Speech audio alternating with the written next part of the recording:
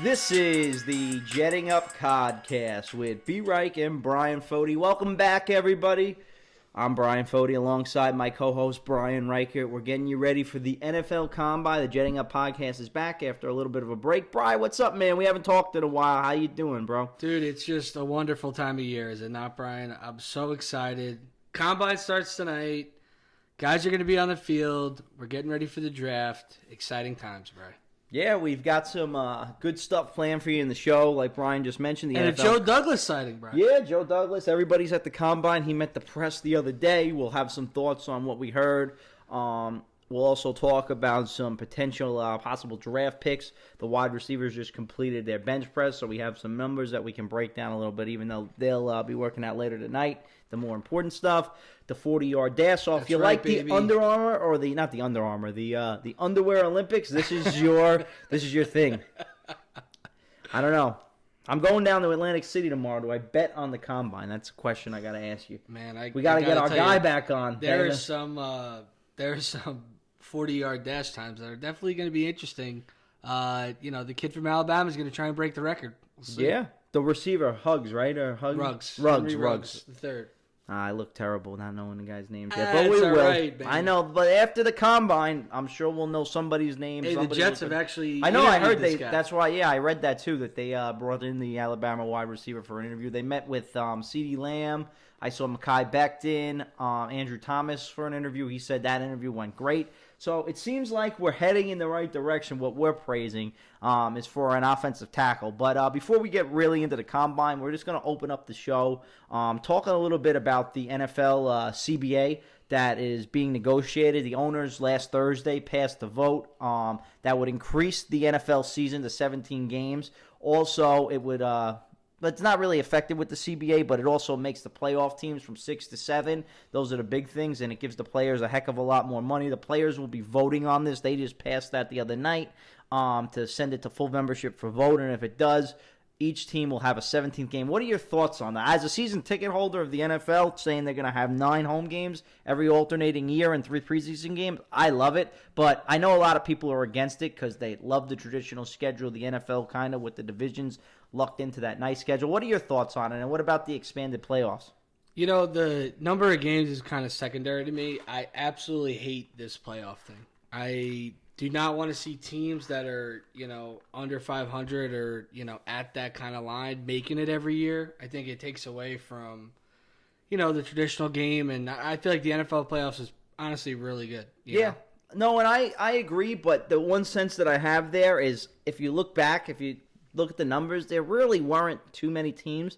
It would have been like 2 times in the last 20 years that a team would have been under 500 and made it, besides a division winner. For the wild card, you had a couple of 8-8 teams, but you're usually looking at a team that's 9-7 because and a couple teams that are 10-6. You remember in 2015, the Jets actually went 10-6 and missed. The Browns would have made it back in 2007 when they. So it's usually probably going to be a 9-7 team.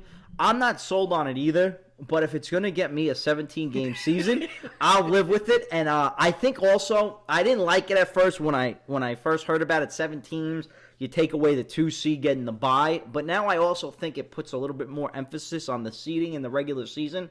So that first place bye or that first number 1 seed is now so important. And it makes it that much easier, especially making the season longer and more grueling. They're not going to have a second bye week, which I think is a little foolish, but the networks, I don't really care about that. That's more something that the players have to talk and negotiate for maybe, but in the future.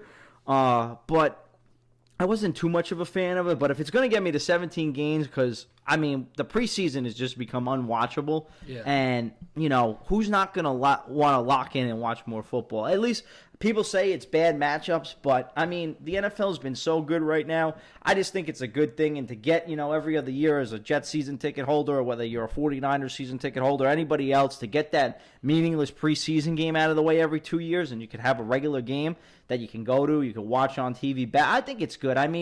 It's going to be weird, odd numbers, but they're obviously, I think, in the next 10 years from now, they're going to try to push for 18 games. That's definitely the plan, I would think. But for me, as a fan, I hope the players pass this. I know a lot of the the upper echelon, the guys that make money like Aaron Rodgers, Russell Wilson, the Pouncey brothers. Yeah, isn't there something that's going on with kind of the number of guys on the roster? Yeah, they're going to increase. So here's them, so they're going to increase the active roster from 53 to 55. Yeah. They're going to increase practice squad players from 10 to 14 when the 21 games in 2021 when the 17-game season starts. Yeah. They're increasing pay for minimum salary, or the minimum salary so the right now. players are going to pass that. So Think of all the lower end guys. Well, that's what's going to happen. Going to get a lot of money.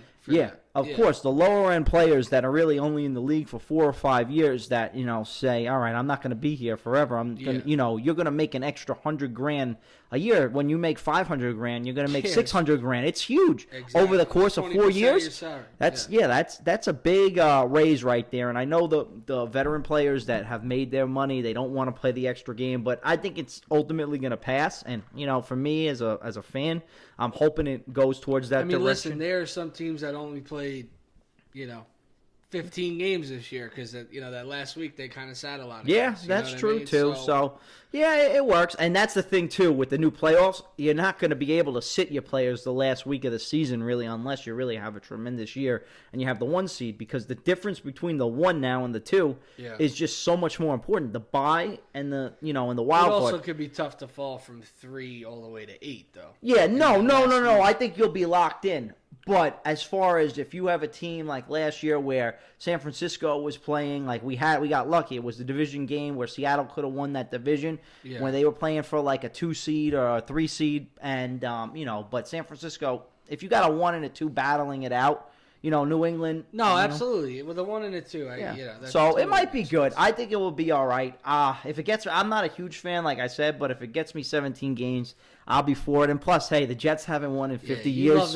You love that extra playoff stuff. Of course I love that. Look, give me a better chance, even though it's not really going to give the team a better chance. And it also, I think, would make wild card weekend the premier weekend in the playoffs in the NFL, where it's really, we like the divisional weekend because those matchups are good. Now you get those 3 games on Saturday, those 3 games on Sunday. I think it would be a great day of sports. And then the next week, obviously, you have another good divisional weekend. So the playoffs. So you like, because a lot of sports are doing this, expanding playoffs, kind of changing the game a little bit. You like that kind of mentality? In football, I like that they're just adding 1. I don't, and like in other sports, I don't want to get too much off topic.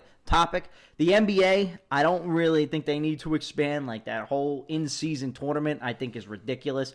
I mean, this is America. We're not European soccer here where we're going to play like a... I'm sorry. I think that's ridiculous. And for baseball, I think baseball is what they're going to do is ridiculous too. The fact that to me is a little like this is just one team adding an extra game in the wild card round. Baseball is talking about adding 2 teams, which okay, I understand. It would still be 14 of the almost half. I think they're going to try to increase the 32 teams. That's the talk in MLB. But then to have especially in baseball, where you play have some bad teams. You're gonna have some poor teams that make it. Poor teams that get hot. That's what I'm worried about in football. And I mean, I don't want to Pittsburgh see a 7-9, 8-8 team. Okay, I agree, but I know it's tougher in football. I understand, But also, though, for baseball, they're going to have, the way they're doing it is they're going to make the best team who wins the best record have a bye and have a whole week off. And then the other teams, the other divisions, are going to choose who they play. That's ridiculous. I mean, that's crazy. I mean, you can't choose who you play. Like, what are we going to watch it on TV? That to me is a little nuts. But I think what football's doing, I'm not a huge fan of it. But like I said, I want the 17 games. So that's a concession that I, as a fan, would be willing to make. You don't have to agree with me. All right, but I would probably, and I would sign on for those guys making more money in the back end. I would sign up for that too. So I guess I'd be all right with it. All right, so let's get into the combine now. All right, so the Jets. Do you want to go do Joe Douglas first, or do you want to? Yeah, so I know you really focused on Joe Douglas's interview, and I heard a lot of good things. A lot of Jet fans seem very happy. What exactly was your takeaway with his thoughts on Adams? Yeah, I like what I heard. Jamal Adams, he said, is going to be, or wants him, his goal is going to be to make him a Jet for life. And that's a big statement right there. Now, that doesn't necessarily mean they're going to do an extension this offseason, because with the cap, we've heard people say they have leverage, but also in Jamal Adams' camp, that definitely gives him leverage, too, to say, hey, you want to make me a Jet for life. It makes sense to extend them now before the extensions start getting crazy. Yeah, that's true with the cap, but you may have more space. The only thing... A lot of young safeties are about to... to lock up. Be ready for Jamal that second contract. Yeah, and Jamal is probably... Do you think he's the best safety in the NFL right now? I would definitely say he's the best strong safety in the NFL. Okay, so sure. then I don't really care what the other safeties make them because you're probably going to pay him more money anyway. So, I mean, if you want to get a deal done now, he may... I don't think he would hold out, but you don't want to do... I don't know if you need to rush into it right away because I'd love to get Yannick Ngakoue and Ngakoue, is that how you say it? Ngakoue. So, that's something where I think we might take up some cap space. But, again... They're definitely heading in this direction. I would probably wait till after free agency, see what cap space we have, and then work about it. I think it's going to happen eventually. I don't know if it will be this long, but they probably will. Even if they do it now, I won't be upset. But I like that they're talking about it. I think it could get done this offseason. Yeah, it definitely could. I could see it. I could see them trying to lock him in and kind of move on to the corners and really focus the finish in the secondary. But we're going to move on. What did you hear and what did you think of his response when asked questions about Le'Veon Bell? I mean, I thought it was pretty par for the course. I think the media and the, I guess maybe the fans on Twitter, they want the Jets to get rid of this guy, and I don't think the Jets are really right now open to getting rid of Le'Veon Bell. He did everything. I saw your tweet. He's done everything the Jets have asked. Adam Gase has said the same things in all his press conferences, regardless of how he handled it at the end of the season, which was probably wrong. We agree with that. But I mean, the Jets have even been hurting his value. Yeah, I mean, they're saying he's 300 pounds. Yeah, I mean, but we don't really know what was said about that, if they felt that way. But Joe Douglas said he's not actively shopping him. They're not taking trades. They're expecting him to be back. Adam Gase was at the Combine and said his relationship with Bell is fine.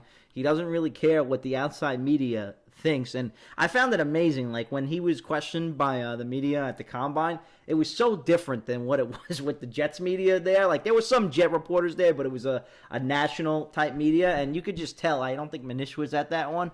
The conference just went so much there wasn't tension in the room where he was screaming at. You could just tell it was. But maybe it's the off season. He didn't look like crazy eyes Gase. But I thought his press conference. He's at the Combine.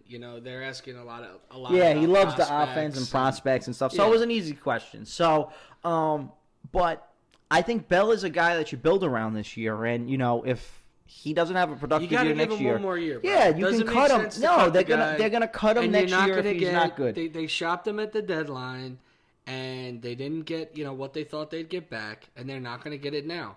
His value's down a little bit, but I think he could bounce back huge next year if the Jets figure out this whole line situation. Yeah, and my whole thing on this, Le'Veon Bell and I think Sam Darnold are your best players. Why not build around them? Get them a line, protect both of them, give Bell a lane to run behind, give a wall for Darnold to throw the ball, and let's see what we have.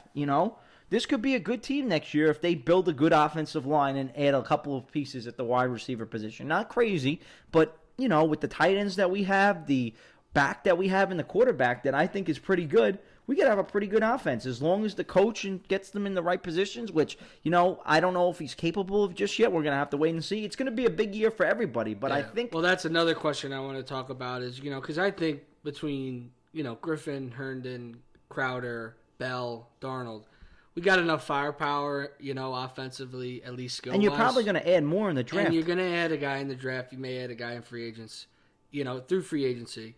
But the question that was asked to Douglas is Robbie Anderson the number one receiver, and what's the latest on Quincy Enunwa? So what'd you think of Joe Douglas responding to both of those? Well, the thing with Joe Douglas, he said that they're going to talk to Robbie Anderson. They said he did a tremendous job of responding to adversity when they started 1-7.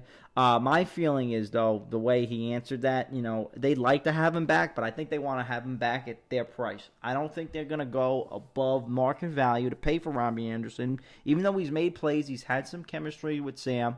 I just don't see how you give this guy $15 million. He's not a top 15 receiver in the league. Exactly. He's a burner, and he can make plays for you, but he's just not a guy that, maybe we're all wrong, but I just don't see it because he's been in the system for 4 years now. From 2016, he had Josh McCown. He had a pretty good year, but they weren't a playoff team. He wasn't a game breaker. Never cracked 1,000. Never double covered. Yeah.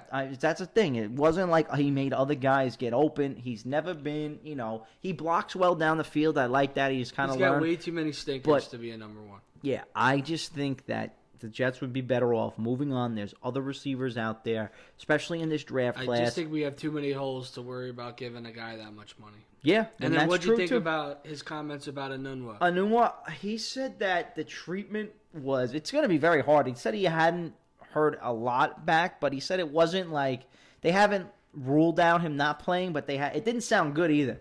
He didn't make it sound like... He was working really hard. And, he's going through the process, but, he's definitely, his future's in doubt. Yeah, so I don't know what they do. If they cut him now, they can save $2.4 million. If he's on the team, it's going to be guaranteed. It's going to be interesting. I'm shocked they haven't cut Tremaine Johnson yet either, to be honest with you. I know the Giants just released Alec Ogletree. I mean, we know that's coming. But, it better be coming. I don't even want to see this guy on the roster. But I'm shocked they haven't done it yet. Or Winters. And that was another thing that we were talking about. He said we only have one returning starter that started from opening day, and that was Bryan Winters on the O-line. So, my comment was, no, we don't. Yeah, we better cut him. So, but now getting into the draft stuff, because I like what I heard. Douglas is definitely looking at the O-line. I mentioned it a little bit at the top. 3 guys I really think that have been linked to the Jets that could be there. The guy, Tristan Wirfs from, Iowa. He's an Iowa prospect.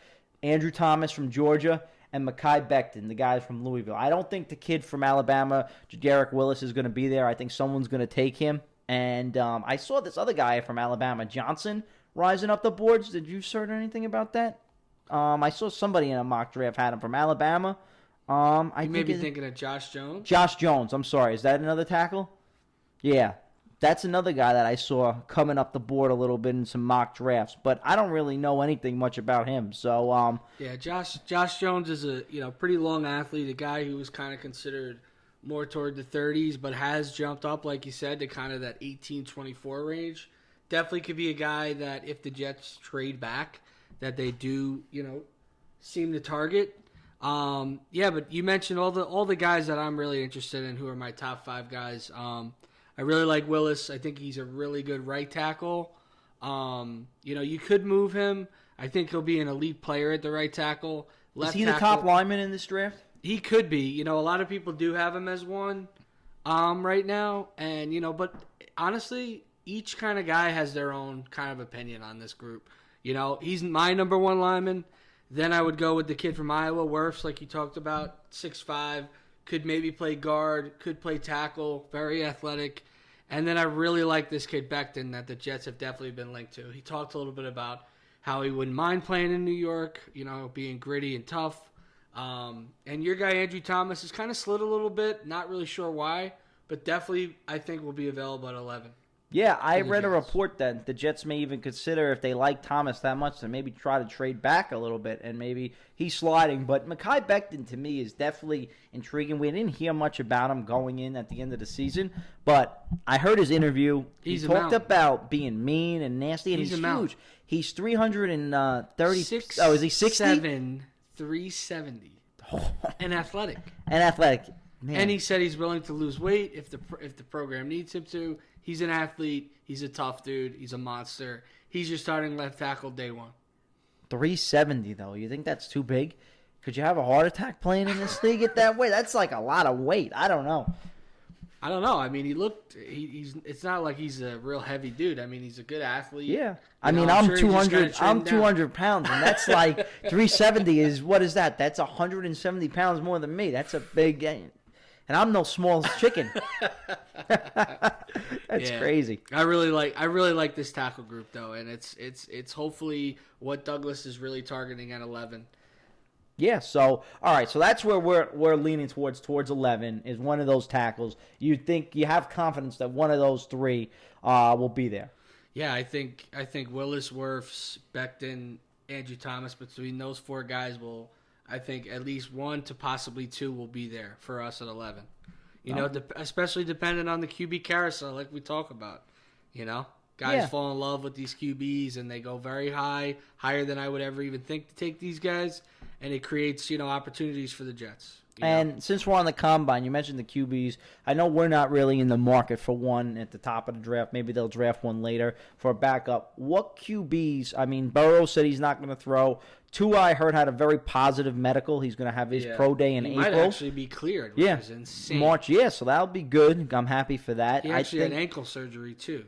Really? He actually had this insane surgery that his ankles will be stronger than he originally had them at. So he's bionic at this point. All right, so Tua he may get cleared. Yeah, so he has all those surgeries. What do you think about this quarterback group? Do you think Burrow, Tua, you got the kid from Utah State that they were talking about coming up the board, Justin Herbert, who you mentioned, and there's one more that I'm forgetting off the top of my head. Yeah, I kind of have a little bit of an offbeat top five for the quarterback prospects. Like some guys I don't have that you mentioned that people really like is Jordan Love from Utah State. He's just out of my top five. Really was disappointing to me junior year. Had a little off-field incident right before the bowl game. Really kind of underperformed for me. Thought he needed one more year. And the other guy that you're forgetting to mention is Jacob Eason, a guy who transferred, was actually beaten out by this kid who I have in my top five, and he was sent to Washington. Looks good, has big hands, looks the part, but I'm just not I'm not sold on the guy. I have Burrow, Tua, Herbert, Jalen Hurts, who I absolutely love, and then Jake Fromm is my fifth rated prospect. The so a little quarterback. Different from guys.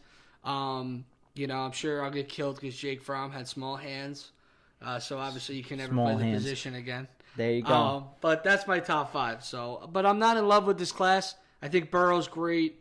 I think Tua could be really good, and then not really sold on anybody else. Yeah, and you can catch all the quarterbacks in action tonight. The NFL Combine gets started actually at 4 o'clock in a couple of hours, and then goes through the night 7 to 11. Another position group that's working out tonight are the wide receivers, and the Jets definitely have some interest in that position. Obviously, we mentioned at the top of the show, they've had meetings with Jerry Jeudy, CeeDee Lamb.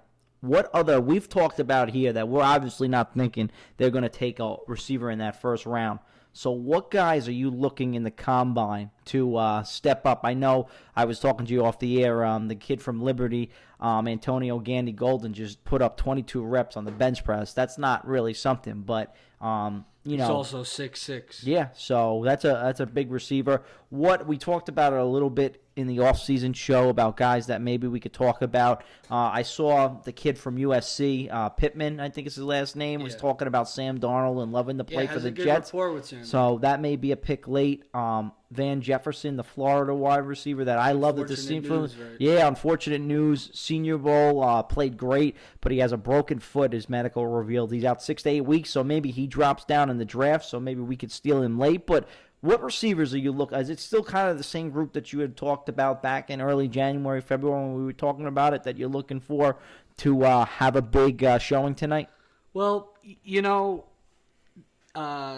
Bruce Arians said it best when you look at these wideouts. It's really just like such a good group and just different shapes and sizes and different little special attributes that each guy has. The class is super deep. I'm going to kind of talk about a couple guys who I really didn't hype up as kind of guys I wanted the Jets to take.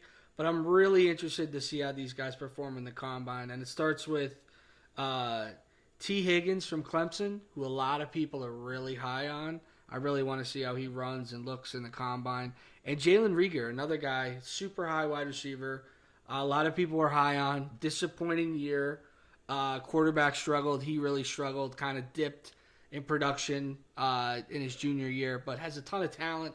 And apparently he's looking to run a 4.3, sub 4.3 if possible. So those are two guys I really got my eyes on for the Combine specifically tonight. Okay, so there you go. What rounds, if the Jets are going to pick a receiver, are you looking for them to pick? Maybe round 3 when they have 2 second round It's a great picks? question. Or round 2 maybe, or...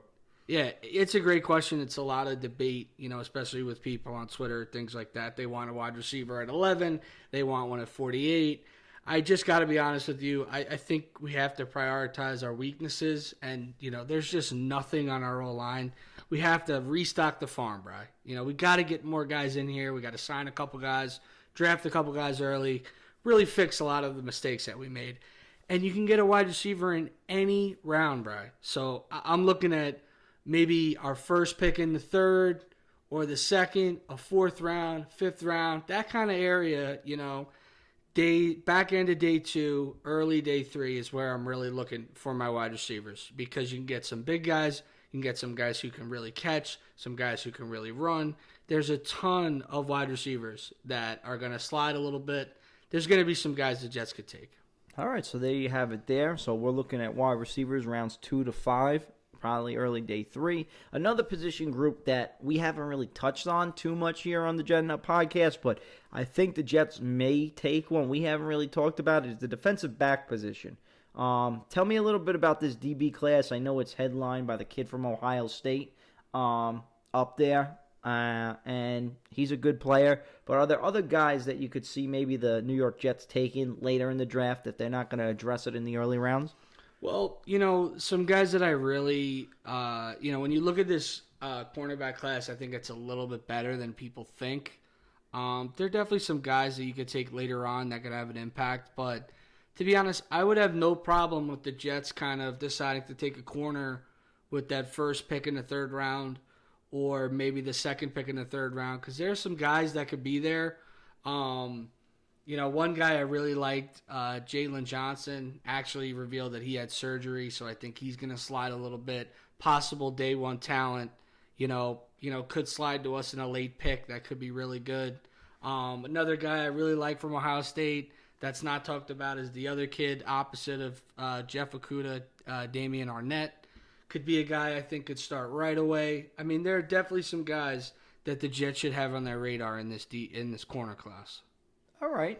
And one last position group before we wrap it up with the draft, the running back position. There have been some talk with all the Le'Veon Bell chatter that the Jets may go with a running back. Are there any guys? What do you before I'm going to cut you off. What Sure. do you think about that? Do you think that they need to draft a running back? I mean, I wouldn't mind picking one late, like maybe in the 6th or 7th round, but I don't think it's necessary this year. I just saw some mock drafts where they've had the kid from Florida State, Cam Akers, going to them, maybe in the 3rd round. But I think Bell is fine for this year. You could get one next year. I mean, there's a dime a dozen. So I really don't see the need, but I just know that it's been out there, so I figured we'd talk about it. If you thought maybe it'd be worth a pick for the Jets in this draft. Yeah, it's interesting because I think we have a lot of holes, though, as you mentioned earlier. Yeah, so. And another thing, like when you get to this time of year, especially around the draft, with the skill position players that the Jets have had for years, has been lacking. A lot of guys don't pop. There's no consistency with any guy. I mean, Jet fans love Bilal Powell. Bilal Powell has been on the team since 2011. Yeah, a guy that just works his tail off, But some of these running backs that are here, are super talented. But, I just think we have too many holes. You know what I mean? I think you could get an undrafted guy out of this bunch that could really help out. I think that they're going to slide. I think that I don't know if anyone's even going to go in the first round. So I just don't see the Jets really going for a guy. If you want me to throw you a couple names for the 6th, 7th round, you could look at the back from BC, A.J. Dillon. He's a horse, 6 foot, like 250, could run over you, could be a workhorse. And then another guy I really love is Antonio Gibson from Memphis. Small time guy, could play wide out, could play slot, could play running back. Another guy that I'm looking at to run a quick 40 time in this combine. But I would kind of really look at the back end to try and steal a guy with some value. Because like we said, we like Bell. You got a lot of money invested in him. Let's see what he could do. He needs to stay on the field. Yeah. All right, so there you have it. That's our wrap-up for the Combine. You can catch it this week. We got some good guests coming up on the show. We'll get into the 2-minute drill in a minute. But I think we've got a couple of guys coming on the show. Bryan, you want to touch on who's going to be coming on? I know you set it up, so give you the credit. We're going to be having Jordan Reed, who's a draft expert for draftnetwork.com. He's going to be coming on talking about his experience on the combine. Hopefully give us some insight on the Jets, who the Jets were looking at, things like that. And then we are going to be on, I think we're going to have, a little later in March, we're going to have Danielle McCartan, who is doing the WFAN late slot from, I believe, 2 to 6 a.m. She's going to break down a little Jets free agency for us, give us some of her thoughts. So some good guests coming up. There you go. All right, let's get into the 2-minute drill.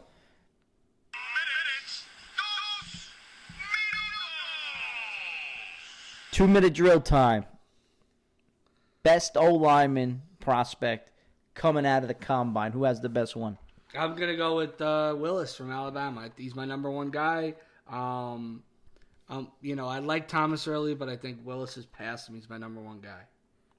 Best wide receiver prospect this weekend. I love CeeDee Lamb. Absolutely love his game. Been a fan of his for 2 years. But Judy's unbelievable. I think he goes, I think he's the number one wide receiver taken. Are you buying the hype of the reports out of New England that Tom Brady is considering playing for another team? Are you getting on my bandwagon? I'm absolutely not buying the hype. All right. That's all I got for you this week. I can't. You just crushed me there. I don't want to say much, but I'm getting ready to celebrate in a month. Considering you once said the Jets should sign Tom Brady this offseason, where do you predict he will be playing next year?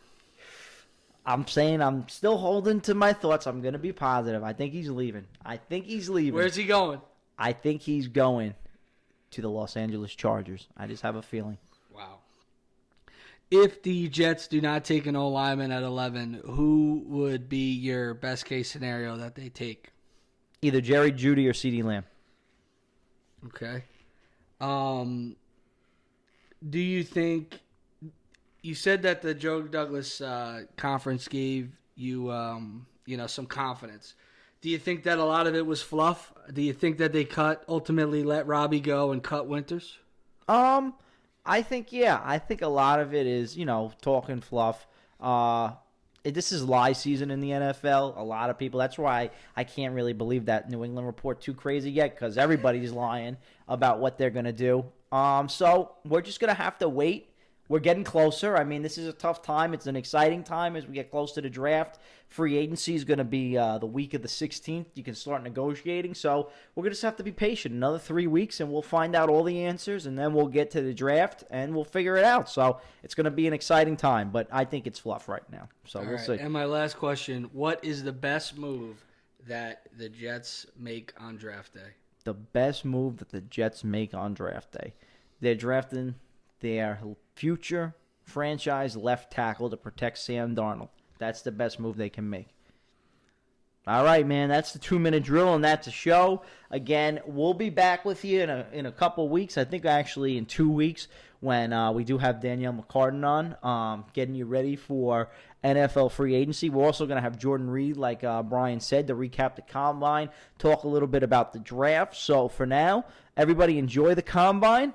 Have a good weekend, and we will talk to you again real soon. Be sure to subscribe to our page on YouTube. We got to get our subscriptions up on that page. And also on our social media, if you haven't followed us on Twitter or Instagram, give us a like and a follow on that. For now, I'm B-Foti. That's my nickname, Bryan Foti. For my boy, Brian Reichert, we will talk to you real soon.